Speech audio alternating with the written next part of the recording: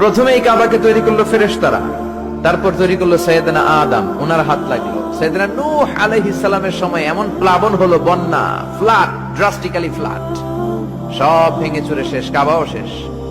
নূহ আলাইহিস সালাম নেমে আবার বানালেন, এরপর বানালেন ইব্রাহিম আলাইহিস সালাম। পড়েন সুবহানাল্লাহ।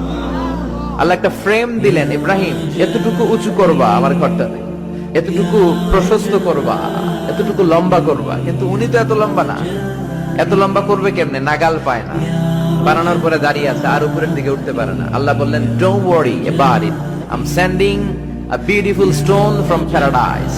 আমি জান্নাত থেকে একটা স্পেশাল পাথর পাঠিয়ে দিচ্ছি ইব্রাহিম, ওইটার উপরে দাঁড়াও, উপরে উঠতে মন চাইলে উঠে যাবে, নিচে নামতে মন চাইলে নেমে যাবে।